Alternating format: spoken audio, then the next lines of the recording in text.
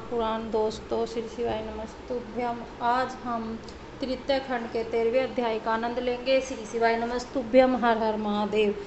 इस वृत्तांत को सुनकर देवऋषि नारद ने ब्रह्मा जी से कहा, हे पिता, आप इस कथा का विस्तार पूर्वक वर्णन कीजिए कि शिव जी वहाँ किस प्रकार प्रकट हुए और गिरजा ने उनके कंठ में वरमाला किस लिए पहना दी। ब्रह्मा जी ने कहा, हे नारद, गिरजा तो जन्म जन्मांतर से भगवान शिव की संगनी थी, तब वह किसी अन्य को वरमाला किस प्रकार पहना देती। स्वयंवर सभा में वे इसके समीप पहुंचकर आगे बढ़ जाती, वही अपने मन में अत्यंत लज्जित होकर रह जाता। इस प्रकार गिरजा ने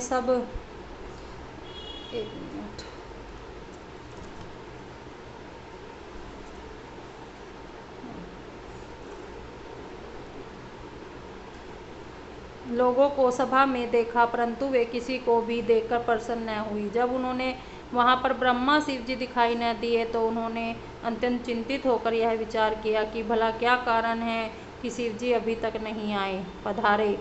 इस समय उन्होंने मन ही मन शिव जी को बहुत प्रकार से स्तुति करते हुए कहा, हे प्रभु, मैं तो स्वयं सदैव से आपकी चेरी हूँ। मेरे चाहे करोड़ों जन्म क्यों न बीत जाए, परंतु आपके अतिरिक्त अन्य किसी के साथ विवाह न करूँगी। हे स्वामी, यदि आप मुझसे कोई अपराध बन पड़ा हो तो आप उससे क्षमा कर दें और मुझे इसी पर समय अपना दर्शन देकर कृतार्थ करें। हे नारद, इस समय प्रकार मन ही मन प्रार्थना करती हुई जब गिरजा भगवान सदाशिव के प्रेम में मगन हो गई, उस समय शिव जी उनके अतिरिक्त स्नेह को पहचान कर वहां प्रकट हो गए। भगवान शिव जी के तेज तथा स्वरूप को देखकर सभी सभासद चकित रह गए। उन्होंने कोई पहचान भी नहीं पाया। शिव जी सब मनुष्यों के अहंकार का नाश करने वाले हैं। अस्तु उस समय उन्होंने यह लीला भी रची कि वे उस सभा मंडप में एक सुंदर बालक के रूप में प्रकट हुए। भगवान भूत भावन के उस रूप को पहचानने में असमर्थ होने के कारण सब लोगों ने उन्हें एक साधारण बालक ही समझा और अपने पास से दूर हटा देना चाहा। जब वे भागने पर भी नहीं भागे और निर्भय होकर अपने स्थान पर खड़े रहे, तब कुछ लोगों ने क्रुद्ध होकर यह चाहा कि उन्हें जान से ही मार डाला जाए।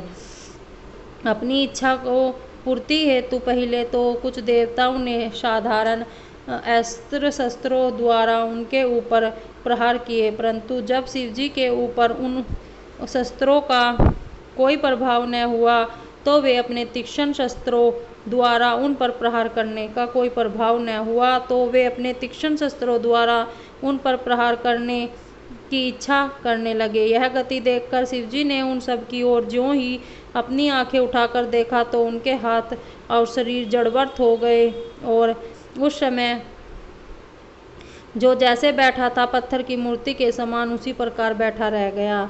हे नारद, इस स्थिति को देखकर विष्णु जी ने अपना सुदर्शन चक्र उनके ऊपर छोड़ा, परंतु वह निष्फल हो गया। उस समय सब लोगों को मन में अत्यंत आश्चर्य हुआ कि यह परम शक्तिशाली बालक कौन है, परंतु शिव जी की माया से मोहित होने के कारण किसी को उनके वास्तविक भेद का पता न चल सका। शिव जी के इस चरित्र को देखकर गिरजा मुस्कुराने लगी। उस समय जब मैंने शिव जी का ध्यान धरकर विचार किया तो यह जाना कि वह बालक कोई और नहीं, साक्षात भगवान शिव ही हैं। उसी समय वे बालक रूप भगवान भूत भावन भी मेरी ओर देखकर हंस दिए। तब मैंने उनकी स्तुति करते हुए कहा, हे प्रभु, हम लोगों में इसमें कोई दोष नहीं है। आपकी माया के वशीभूत होकर ही हम सब भगवती जगदम्बा को प्राप्त करने की इच्छा से यहाँ आए थे। अब आप हमें जो आज्ञा देंगे वह शिरोधार्य होगी। इसके उपरांत मैंने गिरजा को भी स्तुति करते हुए कहा, हे देवी, अब आप वह चरित्र कीजिए जिससे हम लोगों को चिंता दूर हो। मेरे मुख से निकले हुए इन शब्दों को सुनकर भगवान त्रिशूल पानी अत्यंत प्रसन्न हुए। तब उन्होंने अपनी माया को हमारे